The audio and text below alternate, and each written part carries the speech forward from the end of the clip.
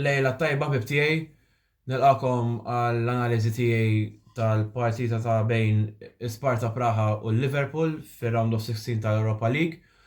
L-iskor finali kien 5-1 favur il-Liverpool b'gowl skurjati mill-penalti ta' Alexis McAllister, doppjetta mill-flop Darwin Núñez, Luis Diaz kif ukoll il-gowl ta' Dominic Szoboszlai.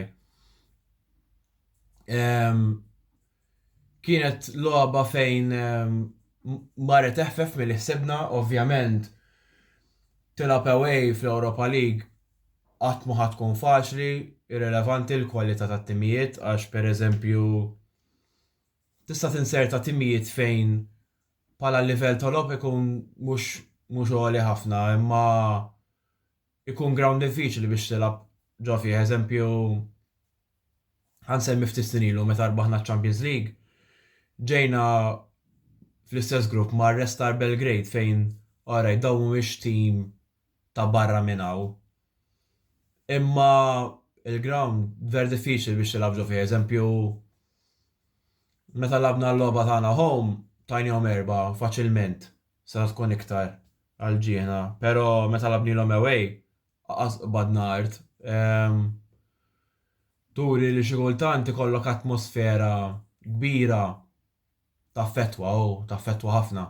Però, alright, fir-reazzjoni tiegħi tal-Polozet ġitna favorina, li vera ġiet favorina u għed m'għandniex n-underestimate jawhom u għala volja għalaw 5 eżin nirrispettom għax they went for it. Ma beżawx, għala volja l-iskor kien kontrihom kellhom iċ-chances u hekk, ippruvaw il-verità. Però li rrid inżid mal-kumment li qed illi vera fil-video li ħriġt tar-reazzjoni tal-Polozz tiegħi qed ġiet favorina, qed illi ma ħsibx illi ħantuhom 5 away fadal il-logħba ta' Anfield illi ngħid ċajta żgħira friendly ħaj ngħidu hekk. Ovvjament, għala volja jemmen realistikament isma' għandna sieq tista' tgħid sieq u nofs ġewwa ħalli ma ngħidx it-tnejn li huma għall-kwarti finali. Għax naħa diffiċli li jiskurjaw 4 jew 5 Anfield mingħajr risposta. Having said that, nixtieq illi ċertu players jingħataw mistrieħ li għandhom bżonn, Endo, Szoboszlai, Núñez, McAllister speċjalment, Konate, Van Dijk, ċertu players, għaret, forsi Van Dijk ittieħ ħav wieħed għax ikollok bżonn il-captain jew xatt li jmexxi t-tim. Bħal eżempju meta labna l-ġimgħa l-oħra fl-FA Cup ma' Southampton. Riġna b'tim żgħir ovvjament, iż-żgħażagħ li labu dakinhar kienu ħaqhom jibdew wara il-heroics tagħhom fil-Carabao Cup Final, fosthom James McConnell, Conor Bradley, ħalli li Conor Bradley għazin tistennija li jibda għax palissa nuqqas ta' Trent. Bobby Clark, Kwanzaa, tistenna daw iż-żgħażagħ ħina ta' opportunità fil-FA Cup u hekk konna għadna fil-5 round. Tittama li nara daw l-istess players jilagħbu fit-tieni leg. U alla volja Kelleher lab kull fl-Europa League, nasal ngħid l-isma' Anfield marx nirriskja li ma jkunx available mal United jew għax ikollna xi injury jew hekk għax taf x'seħħ għandna bl-injuries. Nikkonsidra nibda lil Adrian. Ma rridx nidher qed ngħid li pa speċi naqbdu nieħduha relax, daqqas xejn. Fil-verità, qed inserħu ċertu players għax għandna logħba jibs oħra il-ħatta wara kontra l-United fl-FA Cup u Old Trafford għal-ġieħna. Il-goal tagħhom kien on goal ta' Conor Bradley li ironikament kellu kemm daħal. kien zvinturat, pero eżin kienet finish tajba, eżin sfortunatament fil-lasta l-ħażina ma żbalji li jiġru, pero other than that ma ngergirx bil-wirja tiegħu eżin daħal Flo Gomez fil-halftime għamel xogħlu ta' own goal. Ma ngergirx, m'għandix ingerger fuq wirjiet ta' players li forsi nista' nikkritika daqsxejn xax ikun irid nikkritika, ma jkun hemm ċertu affarijiet nagħmilhom ċari jew hekk.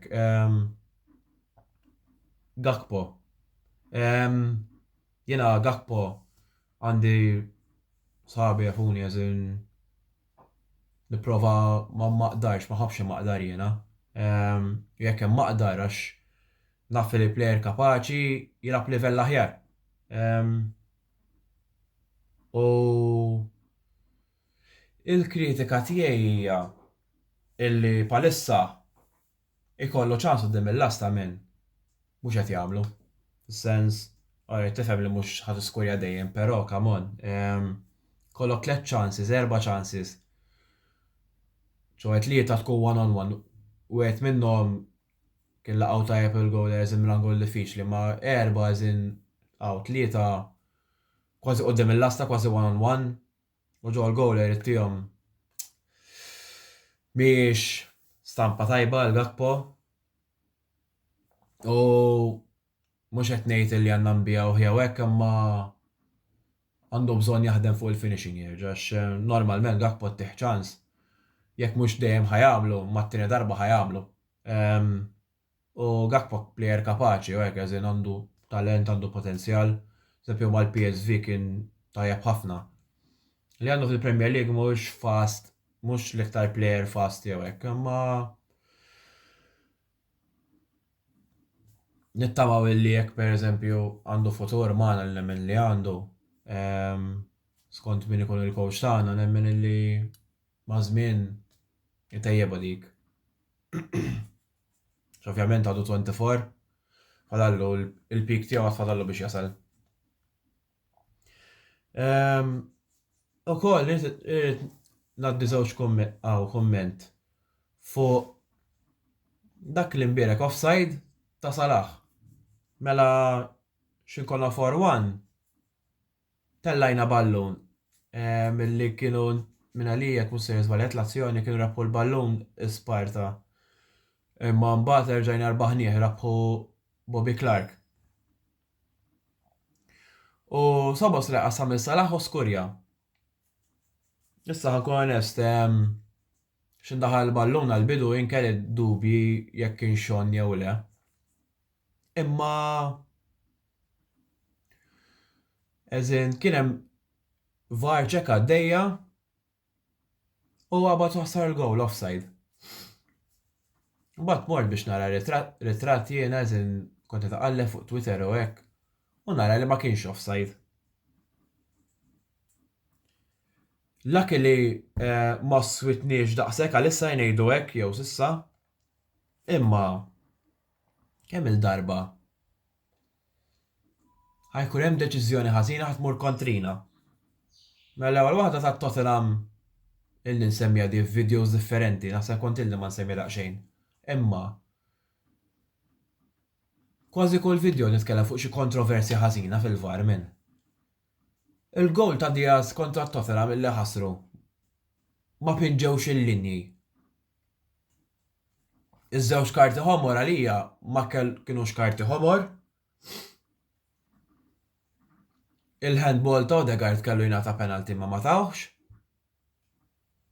U l-bieraħ ukoll kien hemm deċiżjonijiet oħra ma dawk li palissa qed jiġu f'moħħi. Eżin, l-akki li għalina konna f'stat fejnilna li rbaħni għall-logħba, tista' tgħid. Imma ma jfissirx li għax qegħdin forwa minn fuq tagħmel deċiżjoni ħażina. Ovvjament mhux se jgħidu ħafna fuq għax ma affettwax ir-riżultat, imma ċertu l-oppal tat-Tottenham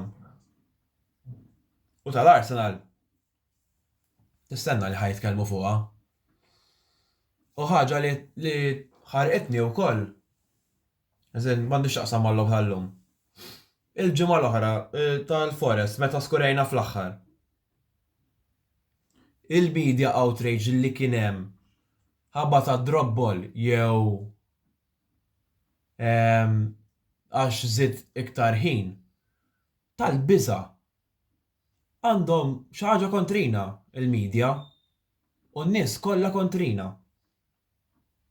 Għax l-ewwel ħaġa ta' drop ball kien voucher fuq Konate.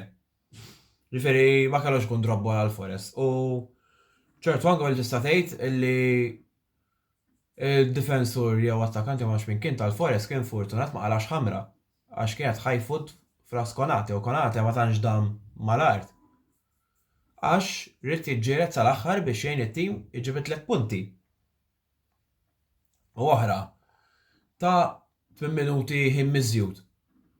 U ċertu nies ma jafux illi l-injury time huwa minimum.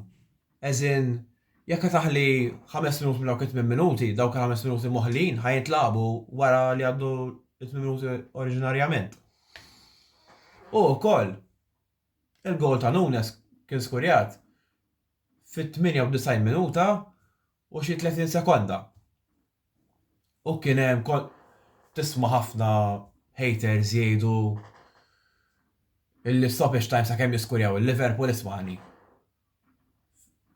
Fil-ħin miżjud, il-Forest kellhom żewġ players, Karti Sofor, għal time wasting, daw jaħlu l-ħin, so tort tagħhom, misshom ikklirjaw il-ballun, u mhux ħallew x'ismu, ma kinux kapaċi jiddefenduh, ġifieri mhux problema tagħna. Mal-ħaġa li tara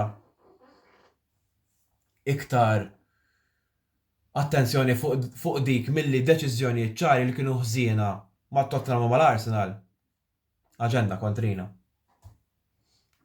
Forsi jista' jkun hemm xi ħadd forsi jista' jgħidli kontra, imma f'moħħi u f'għajnej hekk qed tiġi f'moħħi li ma jistgħux għalina u ma jħamluniex. Ma insomma, ħalli ma nħallix nitkellem fuq kontroversja tal-VAR għax kieku nibda nieqaf, onestament. Żewġ goals spettakolari minn Nunes għal dawk is-supporters tal-United, tal-Arsenal, tal-Man City, il-ftit li għandhom, il-Tottenham, il-Chelsea u xi kultant ċertu supporters tagħna illi qalu Nunes huwa flop u ħela ta' flus. Dis-sena tagħtikom ir-risposta. L-ewwel sena naqbel li forsi seta' kien aħjar u anke ċertu aspetti ta' dan l-istaġun, imma l-impatti li ħalef fit-tim ma tistax tinsih, ma tistax. Għax pereżempju kemm il-darba daħalu bidlilna l-logħba. Ma' Newcastle away meta konna wet minn taħt u raġel minn taħt, skurja żewġ goals. Mal-Fulham fil-Carabao Cup semi-final l-ewwel leg. Konna wet minn taħt, konna bla identità jisna u daħalu u għamel żewġ assist. Issa daw il-logħb. Klus Nottingham Forest ukoll kellu impatt enormi. Ovvjament skurja l-winning goal. Ġifieri huwa plejer importanti. Insomma, issa għandna logħba importanti kontra l-Man City, jiena ħankun hemm preżenti, hopefully nġib il-luck, nkompli nara rebħiet, ħalli nkunu f'pożizzjoni tajba fit-title race. Insomma, naħa tiegħi daqshekk bħala kummenti, nirringrazzjakom tal-li segwejtuni ħadtu l-ħin tagħkom, napprezza s-support ta' kull wieħed waħda minnkom li turu kemm lili kif ukoll il-kollegi tiegħi. Biex ifakkarkom bħal kull video dan ħajkun available fil-channel tal-YouTube tagħna u l-programm li jmiss ħajkun il-ħadd fil-għodu għandna il-sibijiet u l-analiżi tal-editor Antonello Qabela fejn ħajtkellem fuq il-partita tal-Bologna kontra l-Inter illi nista' nassigurakom bħalissa fis-7 għax qegħdin l-ewwel b'distak enormi. Insomma, nirringrazzjakom u lejlet tajjeb bib.